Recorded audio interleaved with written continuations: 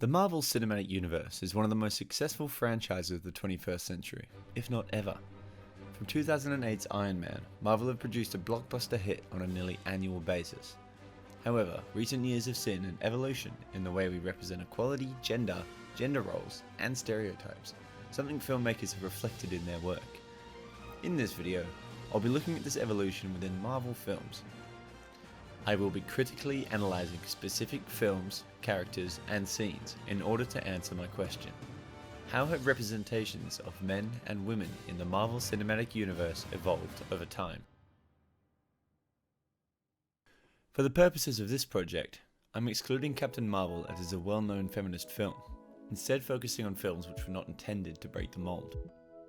I've also chosen to exclude Black Panther, as although it was a groundbreaking in its diversity and tackled issues of race in the MCU, my focus is purely on gender and gender representations.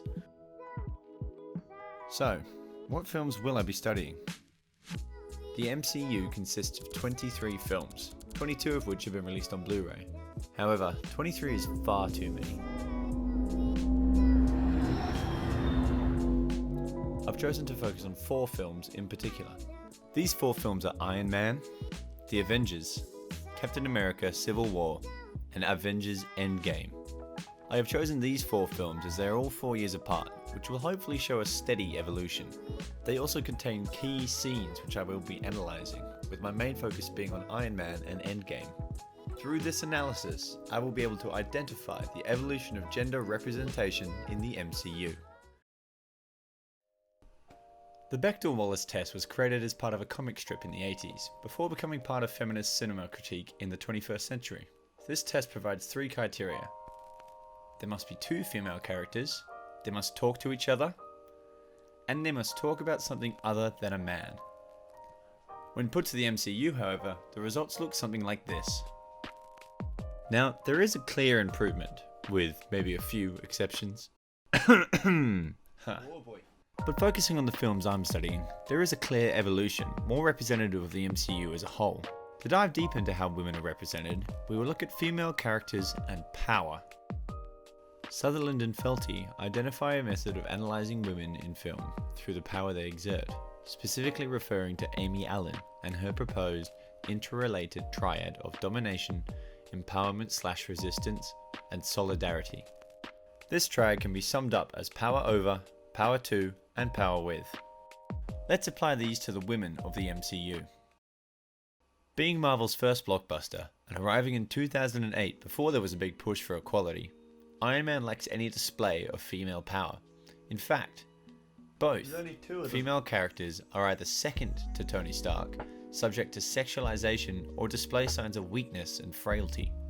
Christine Everhart, a reporter in the film, does challenge Tony Stark at times. I actually almost bought it hook, line, and sinker. However, she is clearly objectified. She's good. She's alright.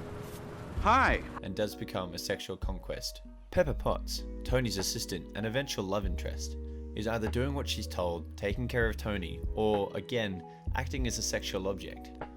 Any action she does see, and she is portrayed as weak and easily dominated. There is no power over, power to, or power with displayed by either of the female characters. Jump to the Avengers, and suddenly we have Agent Romanoff, or Black Widow. Black Widow is a step forward in terms of women displaying power. In particular, through traditional action sequences, she displays dominance. In many scenes, Black Widow dominates other characters physically. In this way, she gains power through adopting traditionally masculine characteristics. At one point, she takes on one of the male heroes and wins, saving him from evil in the process. However, the film is still lacking.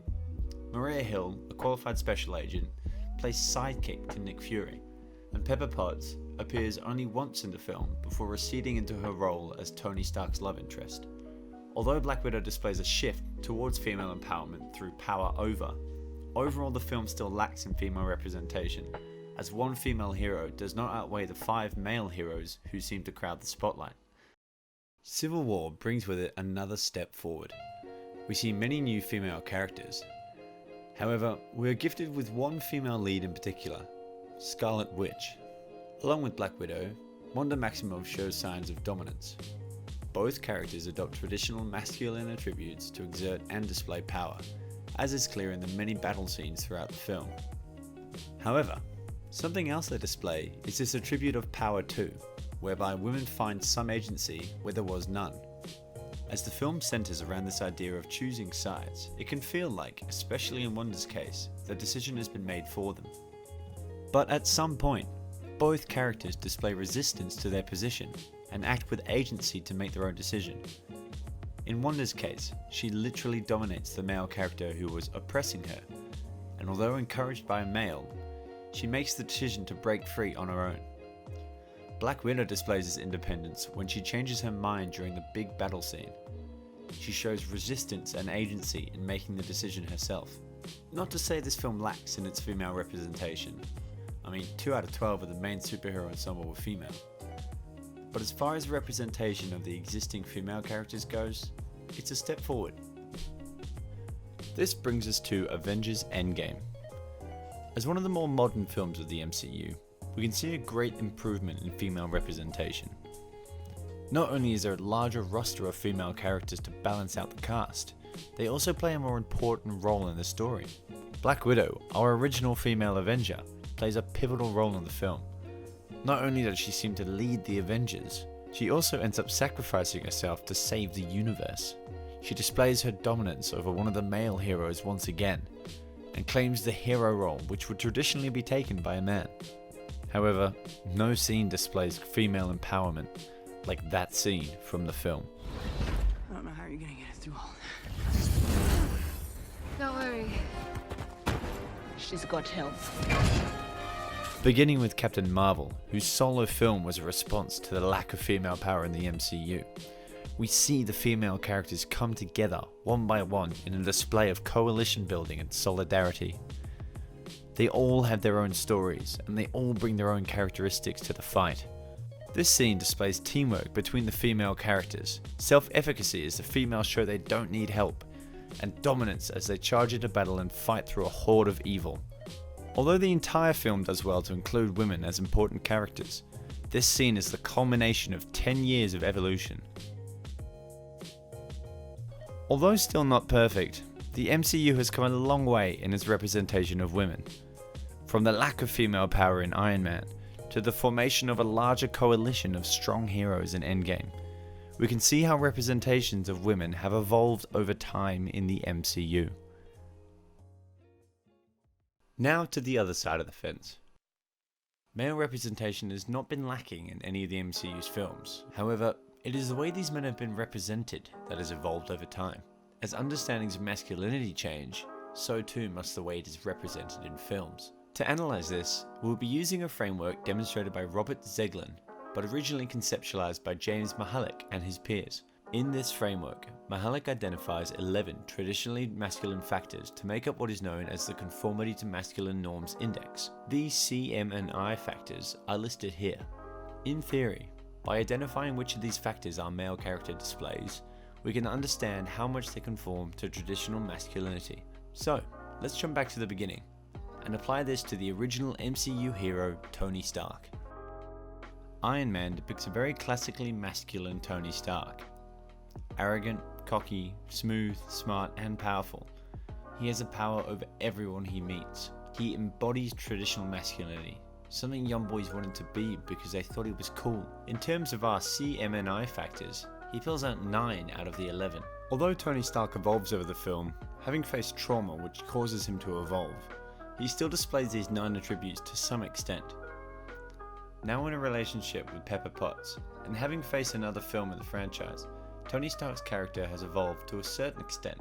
Mainly, we see him lose his more misogynistic values, losing his playboy stature by entering a monogamous relationship, and showing respect for women in his treatment of Pepper Potts and Natasha Romanoff. Self-reliance also deteriorates as he learns to work in a team by the end of the film.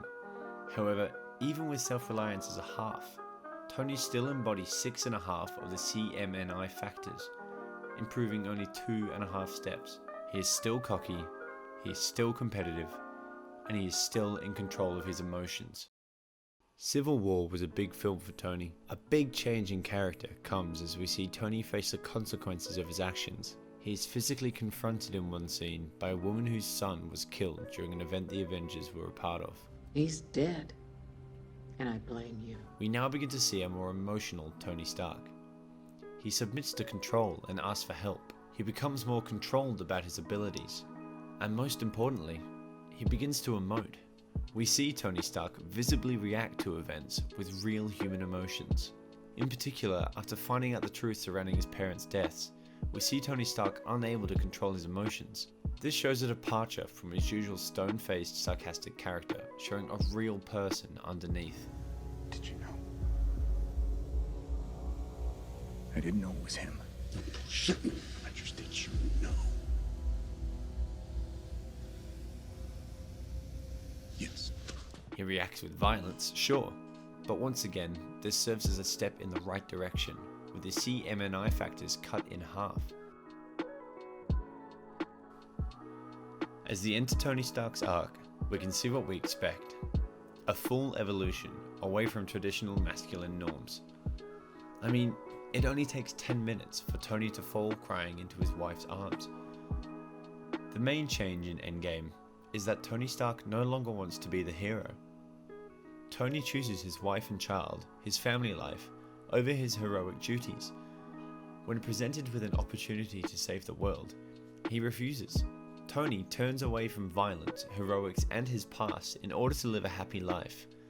Even when he figures out how to save the universe, he goes to his wife first. No, I can't help everybody. Sort of seems like you can. Not if I stop. I can put a pin in it right now. Let's stop.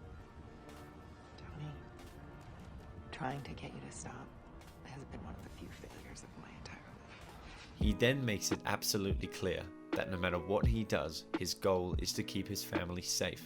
I gotta tell you my priorities. Bring back what we lost, I hope, yes. Keep what I found, have to, at all costs. And maybe not die trying.